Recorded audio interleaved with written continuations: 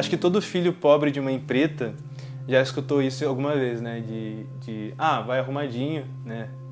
Vai bem vestido, porque senão tu vai ser o primeiro a ser visto, né? Se tu estiver sujo. Na época que acontecia isso comigo, não existia polícia. Eu sou um cara de 65 anos, então tu vê que na época, há 40 e tantos anos atrás, não existia isso ali. Tu não tinha para quem recorrer. Recorrer para quem? Para ninguém. Porque quando criança ele não tinha chance de se defender. Falava para os pais também sofriam racismo. Falava para os professores ignoravam ou normalizavam isso, ou não davam importância a essa dor dessa criança. Outras crianças que inclusive viviam em situação de periférica, assim, né? E tu conseguia perceber que aquelas crianças elas não tinham acesso a muito recurso, e elas sim eram também tratadas com uma determinada indiferença, vamos dizer assim, né, em relação ao racismo. Não tem como não ficar doente, ou se torna uma bola de neve difícil de sair. O que mais me afetava e o que eu sentia era impotência, porque quem mais deveria me apoiar nessas situações, quem mais deveria se impor em relação a isso e me proteger naquele lugar, ignorava o assunto, né, e agia como se nada tivesse acontecendo, né? Então, até professores, quando viam aquela situação, ao invés de tornar aquilo um problema, tornavam as coisas em pequenas e as pequenas em nada, né? Mas na época que eu estive aqui, até as escolas tinham esse preconceito. Até as escolas. Porque o filho do negro que ia estudar lá, ele não tinha a mesma educação que eles davam para o branco. E aí o pai ia se queixar na secretaria, eles não davam bola. Eu acho que antigamente as pessoas não davam muita bola. Hoje já está diferente. Hoje qualquer racismo que tem, as pessoas já querem correr atrás, já querem se defender. A gente quer fazer igualdade. A gente pelo menos quer tentar. Quando tem assuntos assim, eu me posiciono, eu defendo sim. Defendo o negócio de racismo e qualquer outra coisa que eu achar que tiver que defender, eu vou defender. E eu não, calado, eu não fico. Hoje a gente tem mais batalhas à frente, porque a gente dá mais a cara para bater.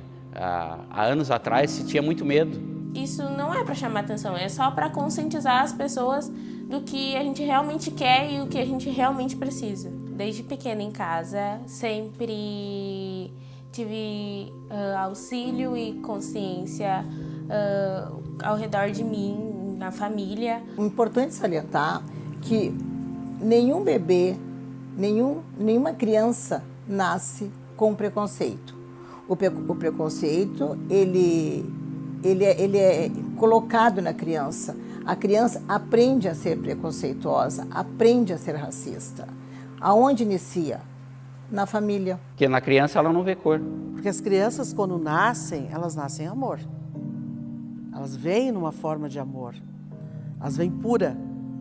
O ambiente que é criado que torna elas com preconceito, com racismo, começa dentro da família. O preconceito, ele começa dentro da família.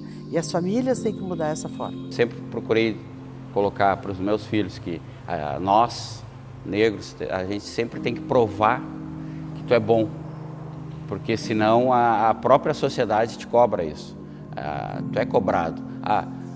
De uma pessoa branca, a cobrança não é tão forte como de um negro. Aí é o contrário. Tu tem que provar que nós, da cor negra, a gente tem tanta capacidade como qualquer outra pessoa de qualquer outra etnia. Que eu tinha um cargo na empresa e a pessoa não aceitava que eu estava fazendo meu papel dentro da empresa de encarregado, e eu fui fazer uma cobrança e a pessoa não aceitou e me chamou de negro sujo. Não aceitava porque era de um negro, que eu era líder na empresa, e aí eu acho que a pessoa não aceitou, porque era uma pessoa negra, talvez se fosse uma pessoa branca talvez não aconteceria no momento, né? Eu estava numa fila de emprego, procurando emprego, e passei praticamente o dia nessa fila, na empresa.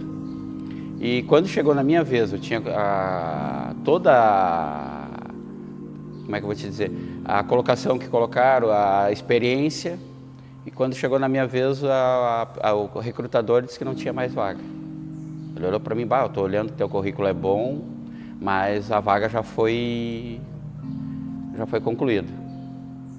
Daí, como eu tenho estava conversando com todos e cheguei na fila, o cara me perguntou, a gente convive com as pessoas, assim, pelo menos naquele momento.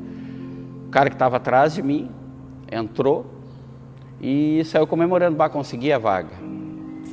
Eu pensei assim, pô, quando eu cheguei para pleitear a vaga já tinha sido preenchido, por que o cara que estava atrás de mim conseguiu a vaga?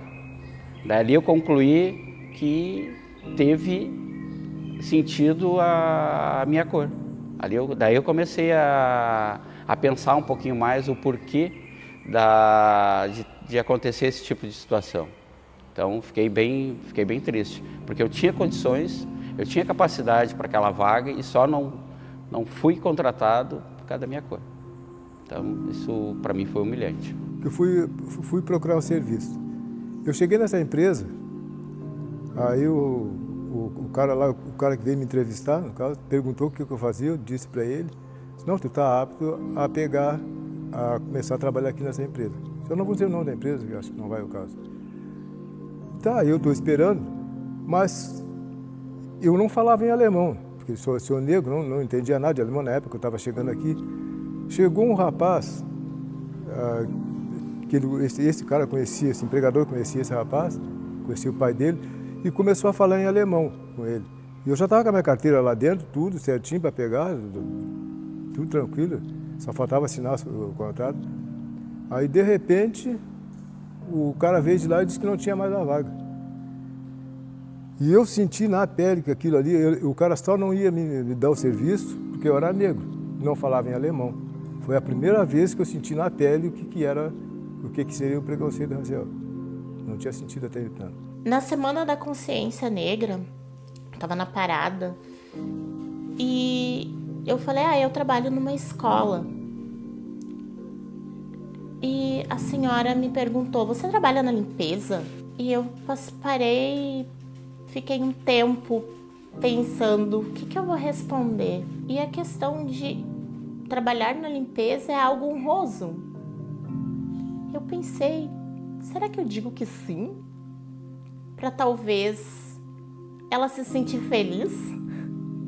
Ou eu digo, não, eu sou professora, eu sou preta, mas eu sou professora. Eu consegui chegar em outro lugar. Eu e meu marido, quando a gente sai na rua, a gente ainda vê esses mais antigos, né? Os mais velhos. A gente vê que eles olham assim, uma branca com um negro. Né? Eles olham. Eu estou na fila da padaria, num domingo de tarde, para comprar pão. Uma senhora, já com seus 60 e poucos anos, me olhou de cima a baixo e não ficou na fila. Ela simplesmente olhou como se eu fosse um leproso. Eu fiz o fiasco na padaria. Simplesmente olhei para ela, qual o problema? Tô doente, eu tenho lepra, eu tenho alguma coisa que a senhora se sente mal? Ela olhou para mim e disse, não, tu é negro. Eu não gosto de negro. Aquilo também foi uma coisa que bateu bastante, porque, estava num domingo de tarde, buscando um pão para os meus filhos. E a fila estava grande, tinha várias pessoas. E essa senhora simplesmente ela me ignorou e quando eu questionei o porquê ela não ter ficado do meu lado ali na fila, ela simplesmente disse que só porque eu era negro. Pessoas que não podem, não conseguem te ver numa posição acima, porque a hierarquia da sociedade dentro da questão racial, ali do racismo, ela traz pessoas brancas no topo e as pessoas negras como serventes, né? Sim, sou negro, tenho orgulho da minha cor e mostro para as pessoas que eu tenho potencial, que nós temos potencial. Então, não vai ser a tua cor, a tua etnia que vai provar se tu é ruim ou não. O que vai provar a tua pessoa é o teu caráter. Até o meu próprio filho mesmo, que já passou por isso, em termos de futebol, fora daqui da cidade, no caso, já aconteceu com ele mesmo. O que aconteceu, o negócio de racismo com meu filho foi no Brasil e foi no Paraná. E aconteceu com ele durante a partida, que ele estava jogando e teve um torcedor que começou a imitar gestos de macaco toda vez que ele tocava na bola. A pessoa que fez isso com ele acabou sendo preso no mesmo momento, porque o meu filho pegou e e falou para algum policial que estava ao redor do campo, para algum segurança, e mostrou o cara. Aí foram lá, quando o rapaz estava saindo, na saída eles pegaram ele e levaram para a delegacia. Aí prenderam, mas como ele é uma pessoa, eu acredito que tinha dinheiro, pagou uma fiança de R$1.000 no momento e já foi liberado na mesma hora. Então é importante que vire um problema para as pessoas se darem conta também que não podem estar agredindo o outro ser que é igual a nós. Fazer sim ocorrências do racismo, né? Porque o racismo é crime. As pessoas negras, elas carregam com elas traumas, né? De humilhação, de rejeição pela cor, né? Porque, infelizmente, a humanidade discrimina pela cor a pessoa. Não vê a pessoa, vê a cor. Porque essa barreira em nós vai ficar para sempre. Isso aqui nunca mais vai sair de dentro de mim. Mas por que o meu neto, meus filhos, tem que ter essa barreira? Não tem que ter. Eu conheci o racismo quando eu saí do ensino fundamental. Porque até então aquilo para mim era algo despretensioso, era algo que não era intencional, de fato, sabe? E eu fui me dar conta de que aquilo era racismo depois de ter passado por aquilo, né? Depois de ter sofrido aquilo, ter me prejudicado de certa forma. O que acontecia era que, na época da escola, eu escutava muito alguns apelidos, né? Que pra mim não eram tão intencionais, né? Pra mim, conforme foi passando o tempo, aquilo foi me deixando mal, foi me prejudicando, e eu percebi que aquilo estava me fazendo mal e eu não deveria aceitar aquilo, né? Mas eram apelidos como macaco. Toda vez que se referia à cor preta, eles apontavam o dedo e riam, né? E eu já sabia que estavam falando de mim, né? Eu sabia que, no fundo, assim, era sobre mim que estavam falando. Muitas vezes eu conseguia ignorar, mas outras vezes eu não deixava passar, né? Eu me revoltava e atacava, né? E tentava me impor diante disso, né? Durante a pandemia, a gente teve as aulas online. Aí, no 6º ano, eu fui para uma escola nova.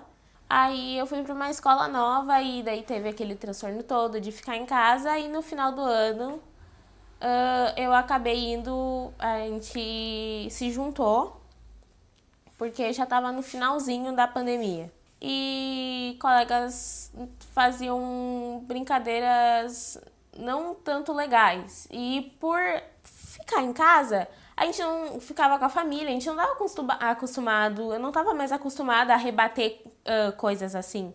Eu não estava mais acostumada a falar, não foi legal isso que tu falou, não faz mais. E faziam brincadeiras um tanto quanto erradas. E aquilo foi me afetando, foi me consumindo, até que um momento eu chegava e na escola não me dá vontade de ir na escola por causa das brincadeiras sem graça, até que por ver como eu tava me sentindo, que eu já tava ficando mal, já tava me consumindo, o professor chegou e falou, tem que parar com isso, que a colega não tá gostando da brincadeira, porque eu não tava conseguindo falar assim, deu, colega, chega. O professor teve que ser meu porta-voz e falar, a colega não tá gostando das brincadeiras que vocês estão fazendo. Se continuar, pode piorar a situação dela e a situação pode ficar ruim pra vocês. Então, acabou as brincadeiras. E a partir dali, eu comecei a me impor dentro da sala de aula e falar, colega, isso que tu falou não foi legal. Porque não é fácil você ser preto. Ser do axé, muito menos. Ser um bandista numa cidade alemã, existe preconceito, né? Porque as pessoas ainda não têm esse entendimento que a Umbanda é uma religião.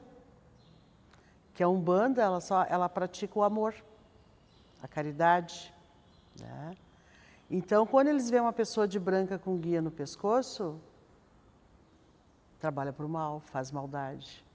Bateu um tambor, trabalha para o mal, faz maldade, né? Faz trabalhos para me prejudicar. Então, a gente passa por algumas situações ainda, né, de preconceito. Mas ainda há uma demonização dessa religião. A gente tem muitas pessoas brancas que frequentam as religiões de matriz africana, mas ainda tem uma demonização, né? Porque essas pessoas normalmente frequentam a sua religião em secreto. Então, sim, precisa se desmistificar, né? Há um pastor que ele diz que demônios tem na religião dele, né? Não se fala em demônios na religião de matriz africana. Então, não tem como juntar uma religião de matriz africana e os demônios da religião evangélica e unir isso, porque elas não fazem parte da mesma religião. Então, isso é algo que foi construído, foi criado dentro da religião do cristianismo e não faz sentido, porque são religiões que trazem o seu sagrado de forma diferente. Então, a gente precisa também gerar a desconstrução dessa demonização e entender que esse sagrado também é importante e respeitar o sagrado do outro. Para mim, falar hoje do sagrado, da religião, é ter orgulho, porque muitas pessoas discriminam a religião só por causa da religião. Não conhecem ou não entendem e simplesmente discriminam.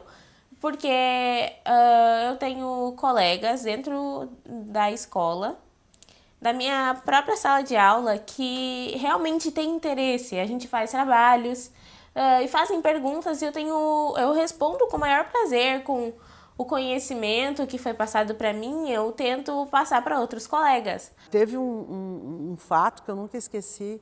Nós chegamos num restaurante numa cidade aqui perto da Serra, né, para almoçar, e tinha uma senhorinha parada na porta. E quando nós estacionamos o carro, ela já viu que era um negro na direção.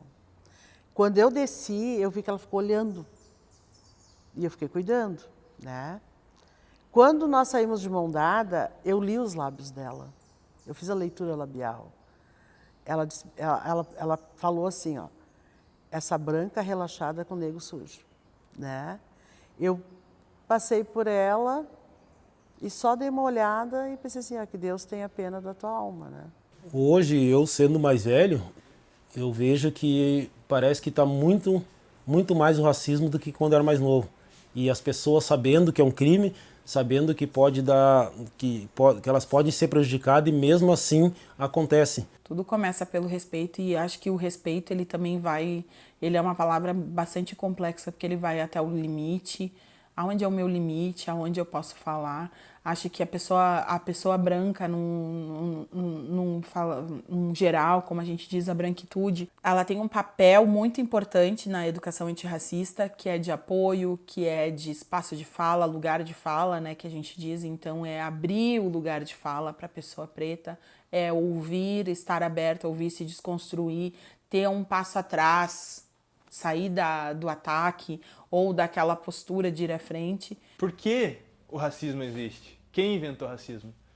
Porque até então quem inventou o racismo não foram os negros, né? Foram os brancos que inventaram o racismo. Portanto, acredito que quem tem que dar esse ênfase na luta são os brancos. Porque ela vai colaborar, como eu disse, apesar da gente pensar que a gente não precisa de pessoas brancas, que não deveria precisar, sim, nós precisamos. Nós precisamos das pessoas brancas para atuar nesse meio. O Brasil, ele tem a maioria da população preta e parda. Pelo IBGE, pessoas negras se consideram pretas e pardas, né? E o que acontece? Por que ainda o racismo é tão forte? Porque os espaços de poder, os espaços de fala, eles são de pessoas brancas. A gente lutou muito para a libertação, exatamente para a gente poder se expressar. Muito orgulhosa de vir de uma família preta, de axé.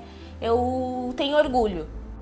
Para uma pessoa que está passando por uma situação de racismo, o que eu tenho para dizer é procure alguém da sua confiança. Até na parte de saúde mental, a gente tem muitos profissionais de psicologia que já formam, né, por causa da questão de acesso em relação ao financeiro. Eles já têm uma rede social de atendimento. A parte de advocacia também, a gente já tem muitos escritórios de advocacia que trabalham de forma social, para poder auxiliar e ajudar. Então, o que eu tenho para dizer é que a gente tem os espaços e que a gente pode correr atrás. E se não tiver um espaço, que a gente pode ser pioneiro e montar um espaço de acolhimento e abrir as portas para que a gente possa cada vez mais estar aí alçando novos voos, como eu disse, e lutando pela redução do racismo e o empoderamento do povo preto. Você pode ser o que você quiser. Agora você tem que lutar por isso. A única coisa que vai vai fazer com que ele seja um adulto de verdade, com conhecimento, é estudo, porque o estudo vai levar eles a conhecimento. Tanto faz ser negro como branco, eles têm que estudar, que é eles que vão quebrar essa barreira lá adiante. A gente vive dentro de outra cultura. Então a gente precisa primeiro se libertar dessa outra cultura a qual a gente está ligada e tentar resgatar a nossa cultura africana. Que, claro, é através do nosso axé, é através do nosso samba, é através das nossas falas, é através da gente se olhar, se enxergar bonito, é de você olhar e dizer, eu tô contigo, preta. Vão e se defendem, não ficam calados. Vão para frente, corre atrás daquilo que vocês acham que está certo e vão se defender, não abaixa a cabeça para ninguém. Isso te dignifica, você procurar os seus sonhos. Eu não vou fazer isso porque eu não vou conseguir porque eu sou negro. Não, ao contrário. Eu vou, eu quero, eu sei que eu tenho capacidade. Independente da minha cor, eu sei que eu tenho capacidade. Sempre na vida um cruzeiro. Atrás, dos lados e à frente. Deixa o teu preconceito, o teu medo lá atrás, para no meio do cruzeiro, pega as oportunidades e segue na tua estrada para frente. Se ame muito, se olhe no espelho, cuide do seu cabelo de negro mesmo. E não abandone a sua personalidade, não abandone quem você é para tentar se encaixar em um padrão que não é seu, que não vem de você. Por que as pessoas buscam psicólogo? Porque precisa falar. Porque a fala, ela ouvindo a dor dela, a própria pessoa, ouvindo a dor dela, vai atenuando, vai amenizando. Sempre que possível, não guardar aquela dor. Porque sim, a gente, na verdade, quando se fala em gritos, em ecos, né? Já haviam gritos, já tem ecos, a gente só não ouvia. Então agora eu acho que é a gente parar e segurar, dar uma atenção para esses gritos e para esses ecos, porque eles já estavam aí.